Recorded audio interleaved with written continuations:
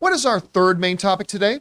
Topic number 3 comes to us from Alan Renshaw, who says, a new Black Panther 2 TV spot was just released, and it was very interesting. Mbaku says Namor is covered in vibranium, and we get confirmation that was Shuri at the end of the last trailer due to her using arm pulse gauntlets that she used against Killmonger. What are your thoughts on this new TV spot? All right, Alan, thanks a lot for sending that in. I normally don't pay attention to the TV spots. We cover all the trailers and stuff like that. Quite honestly, a lot of times, even for big, massive movies that I'm really excited about, I don't generally watch the TV spots a lot. This one was incredibly significant. This one was really, because a couple of key things happened in this. All right, first of all, let's talk about the Shuri thing.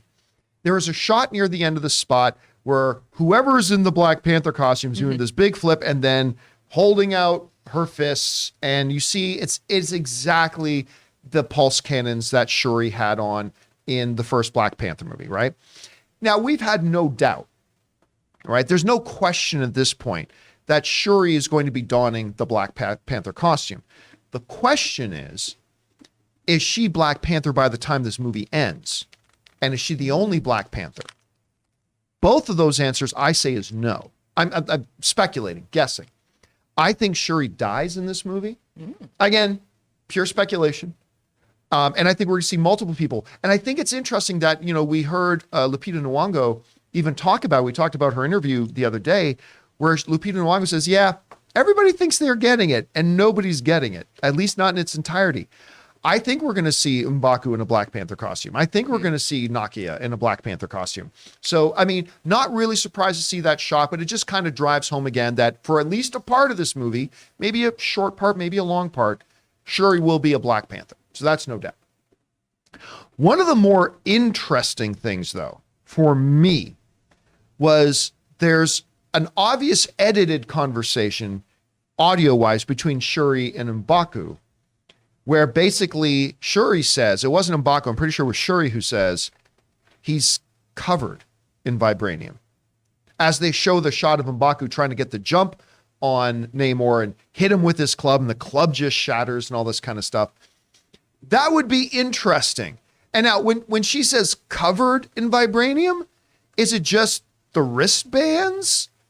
Or are they literally saying, maybe part of his mutation, that was he born next to a vibranium deposit and literally his skin is doused and covered with vibranium? I don't know, but that clearly takes the threat level of Namor to another level, right? Because if this guy can do everything he can do, and by the way, his skin is covered with vibranium. Again, the trailer's not very clear. We're talking about the things he's wearing. Are we talking about him himself? But the words used is he's covered in vibranium.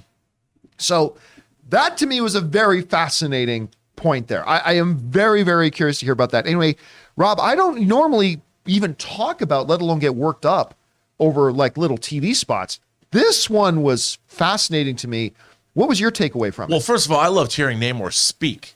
Yeah. Getting a sense of, and it looks like he's ferocious. I'm like, okay. Yeah, bring it on. The vibranium issue, obviously the threat level has been increased. Again, all this did was amp up my excitement for this movie. Maybe I'm too excited for this movie.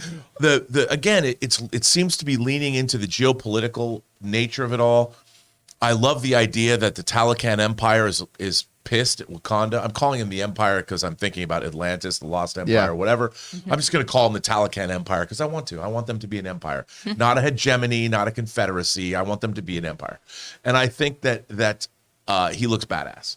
And I do think that the interesting for me, Wakanda's philosophy about how they're revealing themselves to the world and what the Talocan Empire has to say about that. If that's part of the crux of the heart of this film, I'm really interested in what does all that mean? And the fact that without a king, or without a Black Panther, Namor's seen his opportunity. What are you going to do without the Black Panther? It's time for, I'm speaking like he's some kind of an Italian lord or something. I don't know. But what are you going to do? Yeah, what are you going to do with it? But I got no Black Panther. I think that I don't know. I'm just excited about this movie. I just have a really good feeling. I've been waiting to connect with Phase 4. And while I love Shang-Chi, it was kind of unto itself, where I feel like this movie is pivotal for the center of the MCU. And the ramifications of what happens in this movie are going to echo through eternity, as Maximus might say. And I just, this trailer, I don't know what this TV spot was just different. It felt different. It did. It really did. It felt different. And it gave me more of what I wanted to see in this film. I can't wait for this movie. Perhaps I'm putting all my eggs in the Wakandan basket, but I think it's a vibranium basket, and I don't think it's going to break. Lou, I know you're really looking forward to this film. We were talking about it. Like, when you watch this TV spot, like, what are the things that stood out to you the most? Yeah, look, I'm going to be so conflicted going into this film because I love the aquatic nature. I'm not going to be knowing who to root for in this movie. I'm going to be like, Namor, wait, Nakia, wait. But yeah, one thing I noticed in particular in the trailer is the wardrobe, which is something that doesn't really usually pop out to me. But if you notice, Nakia is actually wearing a garment that looks like it might have come from, the underwater universe. Oh. So is there some sort of team up going on here? Is there some kind of alliance? That's what the direction I think they're going to go in. It's funny that you mentioned the wardrobe, because on Tuesday on our channel, the Academy Award winning costume designer of Black Panther and Black Panther 2 will be on our channel. She'll be a part of our Design in Hollywood series.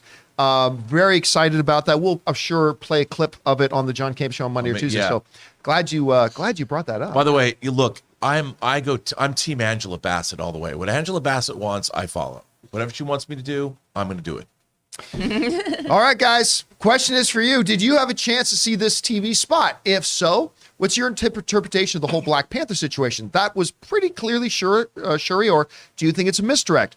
Also, what's this whole thing about being covered in vibranium? Was she talking about Namor, or could she be talking about the appearance of a certain Latvian leader popping up? I mean, look, now we're blowing the doors open. Whatever you guys thought about it, jump down to the comment section below and leave those thoughts there. Hey guys, we want to take a second to thank the sponsor of this video, MasterClass. You guys know we have been sponsored by MasterClass, and we love them here at the John Campea Show for giving us in-depth information on a wide variety of topics from the world's best experts. With MasterClass, you can learn from the world's best minds anytime, anywhere, and at your own pace. You can learn the art of filmmaking from James Cameron, improve your cooking skills from Gordon Ramsay, or learn how to make compelling YouTube videos from Marquise Brownlee. With over 150 classes from a range of world-class instructors, that thing you've always wanted to do is closer than you think. I was recently watching through the independent filmmaking course by Spike Lee, and I found it fascinating that not only did he cover the broader topics like working with actors, but he also gets into finer details like working with a cinematographer and how to properly audition a DP for your project. It was fascinating. So guys, I highly recommend that you check it out. Get unlimited access to every class, and as a John Campea Show listener, you get 15% off an annual membership. Go to masterclass.com/Campea now. That's masterclass.com/Campea for 15% off Masterclass.